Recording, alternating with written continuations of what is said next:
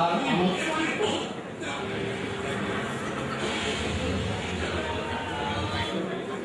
আমাদের ভবিষ্যৎ কিছু পরিকল্পনা আছে। পরিকল্পনাটা হচ্ছে আমরা খুব শীঘ্রই যে আমাদের 1975 সাল থেকে অদ্যাবধি জাতীয় চলচ্চিত্র পুরস্কার যারা পেয়েছেন তাদের একটি তথ্য পরিচিতি সহ আমাদের ডাটা বেজে থাকবে, অ্যাপসে পাওয়া যাবে এবং তাদের কন্ট্যাক্ট নাম্বারগুলো পাওয়া যাবে। যদি কেউ যোগাযোগ করতে চায় অবশ্যই তাদের পারমিশনের প্রেক্ষিতে যোগাযোগ করা যাবে। আমাদের একটি নতুন মুখের সন্ধানে একটি কার্যক্রম আছে, সেটি খুব নিয়মিত না, বাট এখন আমরা মোবাইল অ্যাপ্লিকেশনের মাধ্যমে এটিকে নিয়মিত করতে পারি।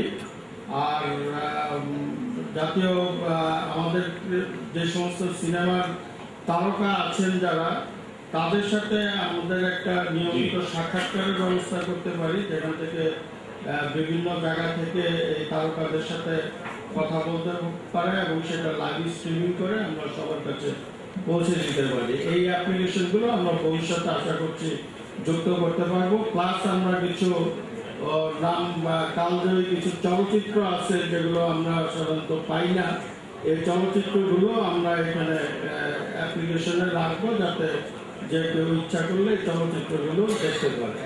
আমি এই পর্যায়ে ডাকছি মঞ্চে আমার মনে হয় যে এখানে রাসেল ভাই এবং প্রধান তথ্য কমিশনার স্যার যেটা বলছিলেন এবং এফডিসি পরিচালক যেটা বললেন, এটার সাথে আমরা একত্রিত করতে পারি। হয়তো মাসে বা 2 মাসে যখন আমরা অ্যাপস লঞ্চ করবো, সেই সময় ওনারা এফডিসি যারা আমাদের কাছে খুবই জনপ্রিয় যারা স্টাররা রয়েছে, যেরকম আজকে সুবিধা ছিলেন আমাদের উদ্বোধন, এরকম ভবিষ্যতে থাকে, তাহলে তখন কিন্তু আমরা 64 ডিস্ট্রিক্টে কিন্তু আমরা ভিডিও কনফারেন্সিং করতে পারি বা লাইভ স্ট্রিমিং হতে পারে। ফলে এটার আগ্রহ তৈরি হবে, এটার মধ্যে সবার ইনভলভমেন্ট বাড়বে। এই ধরনের অনেক প্ল্যান হতে পারে। আমি এফডিসির এই আহ্বানকে সাড়া জানাচ্ছি এবং ভবিষ্যতে এই ধরনের কাজ আমরা একত্রিত করবো বলে আশা করছি।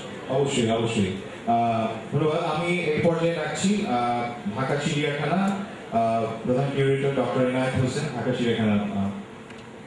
আসসালামু আলাইকুম, আমি ডক্টর ইনায়েত হোসেন, কিউরেটর, ঢাকা চিড়িয়াখানা। জনগণের আরও কাছে, আমি মনে করি জনগণের আরও কাছে ঢাকা চিড়িয়াখানা।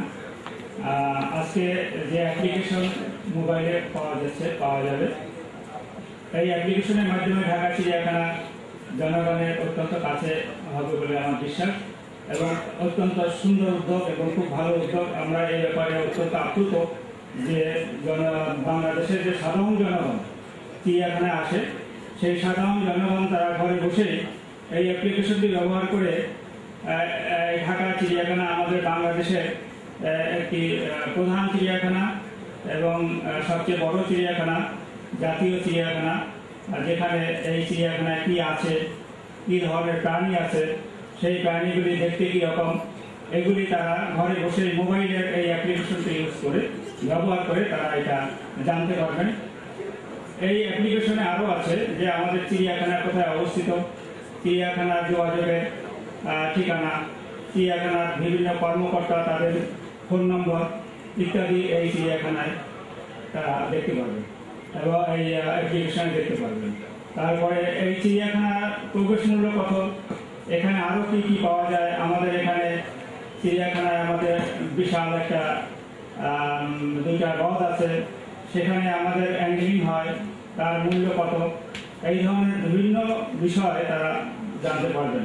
ঢাকা চিড়িয়াখানা 1974 সালে প্রতিষ্ঠিত হয়। আমাদের এই চিড়িয়াখানাটি বঙ্গবন্ধু শেখ মুজিবুর রহমান উদ্বোধন করেন এবং সেই উদ্বোধন করার পরে আমাদের এই চিড়িয়াখানা আজকে হাঁটি হাঁটি পা পা করে এই বৃহৎ কলবরে পরিণত হয়েছে। এখানে 117টি প্রজাতি আছে এবং এই 117টি প্রজাতির মধ্যে প্রায় 6000 প্রাণী আমাদের এই চিড়িয়াখানা। এবং আমি খুব সংক্ষেপে আলোচনা করার জন্য আমি মঞ্চে আহ্বান করবো Mohammad Arif Elahi Manik, technology specialist, access to information program, engineer S M. Shahid, system analyst, সড়ক পরিবহন ও সেতু মন্ত্রণালয়। আমি ড্রাইভিং লাইসেন্সের যে মোবাইল অ্যাপ্লিকেশনটি সেটি উপস্থাপন করার জন্য বলছি।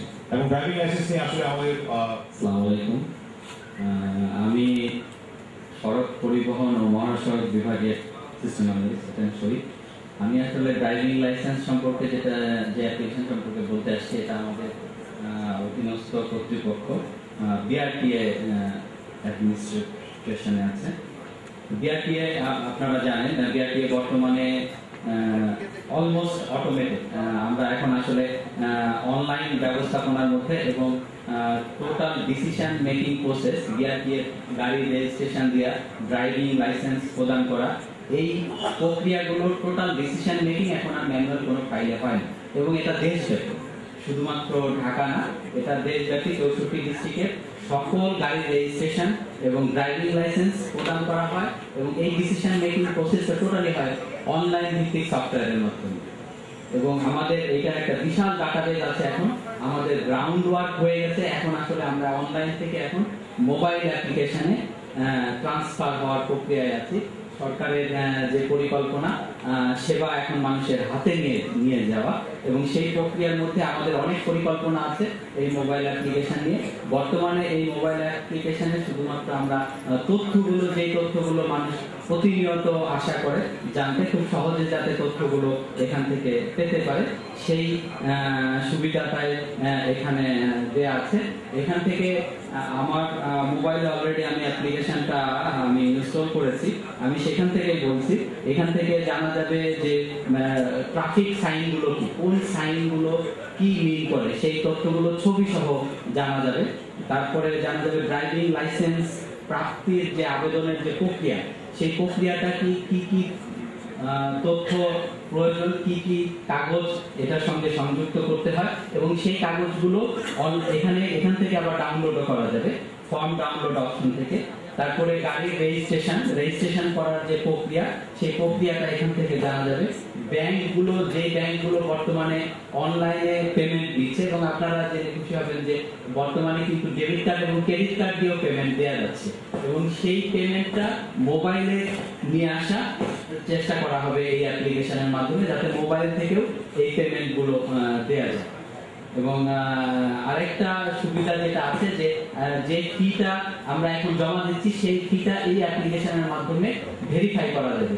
যে ট্রানজ্যাকশন নাম্বার অথবা ট্রানজ্যাকশন নাম্বারটা দিলে সেই তথ্যটা চলে আসবে যে আপনার টাকাটা সরকারের কোষাগারে জমা হয়েছে কিনা। প্রাথমিক অবস্থায় আমরা এই সেবাগুলোই মোবাইল অ্যাপ্লিকেশনের মাধ্যমে দিচ্ছি। এটা ভবিষ্যতে আমরা মোটরযান সংক্রান্ত যত পেমেন্ট আছে, সকল পেমেন্টগুলো যেন এই মোবাইল অ্যাপ্লিকেশনের মাধ্যমে দেয়া যায়, সেটা আমাদের পরিকল্পনায় আছে। এবং মোটরযান সম্পর্কিত যে কোনো তথ্য, যে সমস্ত সার্ভিস আমরা এখন, যেমন আমরা ইলেকট্রোরিফ্লেক্টিভ নাম্বার প্লেট এবং আপনারা জানেন আরএফআইডি ট্যাগ নির্ভর যে সুবিধাটা ডাটাবেস আমরা করছি, পরবর্তীতে ওই ডাটা থেকে আমাদের আইন প্রয়োগকারী সংস্থাগুলো যাতে এই মোবাইল অ্যাপ্লিকেশন ব্যবহার করে যাতে তারা যে কোনো তথ্য ভেরিফাই করতে পারে, যে এই যে ড্রাইভিং লাইসেন্সটা আমি দেখছি, এই ড্রাইভিং লাইসেন্সটা অরিজিনাল কিনা। আপনারা জানেন যে অনেকে ফেক ড্রাইভিং লাইসেন্স ব্যবহার করছে, বা রেজিস্ট্রেশন ব্লু বুক যেটা আছে সেটাও অরিজিনাল কিনা, সেটাও ভেরিফাই করতে যেতে পারে মোবাইল অ্যাপ্লিকেশন থেকে। সেই ধরনের পরিকল্পনা আমাদের আছে। ধন্যবাদ সবাই। Thank you so much. খুবই গুরুত্বপূর্ণ, আমাদের সবসময় প্রয়োজনীয় একটি অ্যাপ্লিকেশন। আমি সবশেষে আইসিটি ডিভিশনে আমাদের নিজস্ব তথ্য যোগাযোগ প্রযুক্তি বিভাগের নিজস্ব অ্যাপ্লিকেশন উপস্থাপন করবেন মফিজুর রহমান পাটোয়ারি, প্রধান নির্বাহী ইজিপে। আমি অনেক অনুরোধ করছি অ্যাপ্লিকেশনটি। অনুষ্ঠানের প্রধান অতিথি মাননীয় প্রতিমন্ত্রী জুনায়েদ আহমেদ পলক এবং উপস্থিত বাকি অতিথিবৃন্দ, সবাইকে আসসালামু আলাইকুম। আমরা যে অ্যাপটা তৈরি করেছি আইসিটি ডিভিশনের জন্য, আমাদের মূল ফোকাসটা ছিল আইসিটি ডিভিশনের যাবতীয় তথ্য সাধারণ মানুষের দুর্বলায় পৌঁছানোর জন্য। এই অ্যাপ্লিকেশনটি দুইটা ল্যাঙ্গুয়েজে পাওয়া যাবে, একটি বাংলা, একটি ইংলিশ। এবং মূলত যে ফিচারগুলি এটাতে ফোকাস করা হয়েছে তার মধ্যে প্রথম হচ্ছে লেটেস্ট আপডেট, আইসিটি ডিভিশনের যাবতীয় তথ্য, সংবাদ সবকিছুই এখানে পাওয়া যাবে সরাসরি। লাইভ ইভেন্টস, যে কোনো আমাদের এখান থেকে যেসব স্ট্রিমিং হয়, যেসব ইভেন্ট হয়, সবগুলির স্ট্রিমিং আপনারা এই মোবাইল অ্যাপে দেখতে পাবেন। এছাড়া যাবতীয় তথ্য এবং আইসিটি মন্ত্রণালয়ের ই পার্সোনাল সবকিছুই থাকবে। আরেকটা বিষয় আমরা গুরুত্ব দিয়েছি আইডিয়া জোন, যেখানে এই অ্যাপ ব্যবহার করে যে কেউ তাদের যে কোনো আইডিয়া আইসিটি মন্ত্রণালয়ের সাথে শেয়ার করতে পারবে। Thank you. ধন্যবাদ। আমি এই পর্যায়ে আমন্ত্রণ জানাবো বিটিআরসি থেকে যিনি এসছেন, জাকির ভাই।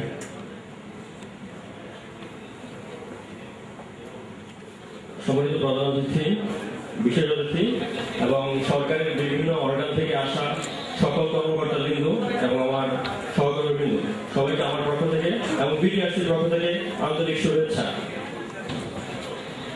আমি প্রথমে বলতে যাচ্ছি, আমি যখন ডিএমপির অ্যাপসটা দেখি, বাংলাদেশের প্রথম, আমার যতটুকু মনে করে বাংলাদেশের প্রথম চালু করা অ্যাপস ডিএমপি ঢাকা মেট্রোপলিটন পুলিশের, তখন আমি অফিসকে বলছিলাম স্যার আমাদেরও একটা অ্যাপস দরকার।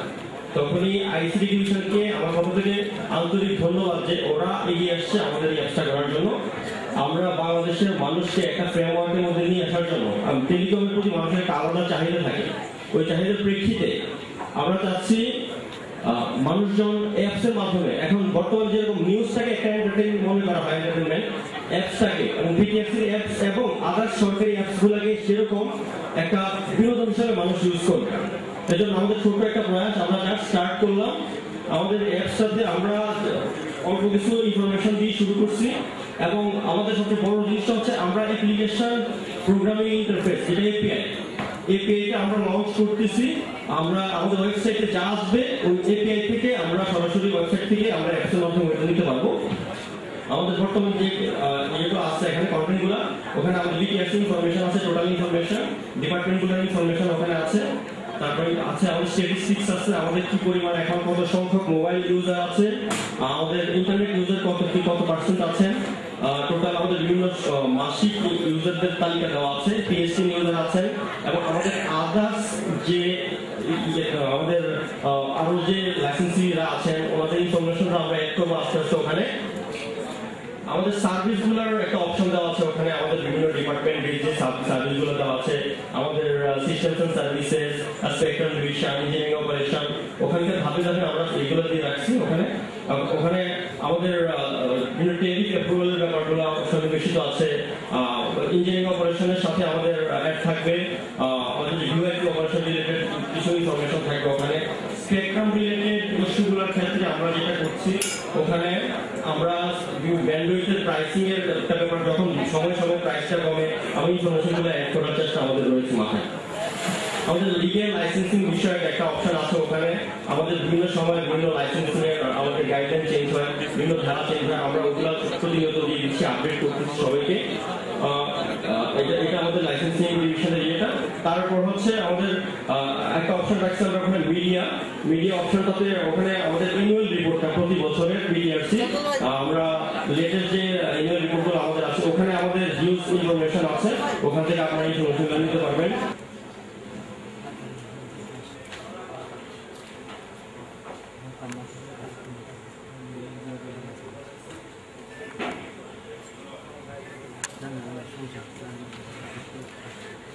সমাপনী বক্তব্য এবং ধন্যবাদ। এই অনুষ্ঠানের আয়োজনের জন্য আমি আমার বিভাগের মন্ত্রণালয়ের সংশ্লিষ্ট সবাইকে সবার প্রতি কৃতজ্ঞতা জানিয়ে আমি দু একটি কথা বলছি। এই আয়োজনের জন্য যিনি কৃতজ্ঞতার প্রাপ্ত তিনি হলেন আমাদের প্রতিমন্ত্রী মহোদয়, যার নির্দেশনা এবং অনুশাসনে এই জরুরি ভিত্তিতে ইনফ্যাক্ট খুব তাড়াহুড়া করে এই আয়োজনটি করা হয়েছে। আজকের অনুষ্ঠানে উনি প্রধান অতিথি এবং আজকের অনুষ্ঠানে বিশেষ অতিথি প্রধান তথ্য কমিশনার মহোদয়, উনি আমাদের সিভিল সার্ভিসেরও একজন বয়োবৃদ্ধ কর্মকর্তা ছিলেন এবং আমি সরকারি বেসরকারি ঊর্ধ্বতন কর্মকর্তা কারো নাম উল্লেখ করছি না সময়ের অভাবের জন্য, সবার প্রতি এখানে আসার জন্য, অংশগ্রহণ করার জন্য আমাদের বিভাগের তরফ থেকে কৃতজ্ঞতা ও ধন্যবাদ জানাচ্ছি। আজকের এই অনুষ্ঠানে আমাদের মূল মেসেজ যেটা আমরা বলতে চাচ্ছি মন্ত্রণালয়ের তরফ থেকে, যে আমরা বিশ্বাস করি যে এখন থেকে সার্বজনীনতা অর্থাৎ any works any time from anywhere in any device, it means যে আমরা যে ডিভাইসটা হাতের কাছে থাকবে মোবাইল, সেই ডিভাইসে যে কোনো সময় যে কোনো স্থান থেকে যে কোনো কাজ যখন ইচ্ছা তখন করব, যখন যেভাবে প্রয়োজন সেভাবে করব, সেই আদর্শে আমরা বিশ্বাস করি। সেই জন্যে আইসিটি নীতিমালা এবং আইসিটি অ্যাক্টের আওতায় সমস্ত মন্ত্রণালয় বিভাগকে অনুশাসন দেওয়া হয়েছে, নির্দেশনা দেওয়া হয়েছে, আমরা সমন্বয় করছি। বাজেটের জন্য এখন আর সমস্যা নেই। কেউ যদি নতুন কোনো, আমি মন্ত্রী মহোদয়ের নির্দেশেই বলছি, কেউ যদি নতুন কোনো ইনোভেটিভস কাজে অর্থাৎ অ্যাপস বা যে কোনো সফটওয়্যার ইনোভেটিভস কাজে উদ্যোগ নিয়ে আসতে পারবেন, আসেন, তাহলে আগে আসলে আগে পাইবেন নীতিতে আমরা অর্থ প্রদান করব, যে কোনো ধরনের সহায়তা প্রদান করব, এবং যে কোনো সেটা ব্যক্তিগত হোক আর সরকারিতেই হোক। সকলকে আবারও ধন্যবাদ জানাচ্ছি। সম্ভবত এখন আর কথা মজা লাগবে না, কারণ ধান আছে আর কিছু খাওয়াও থাকতে পারে, সেটা তো সবাই এনজয় করবেন। সবার প্রতি আবার কৃতজ্ঞতা জানিয়ে অনুষ্ঠানের সমাপ্তি ঘোষণা করছি। খুদা হাফেজ।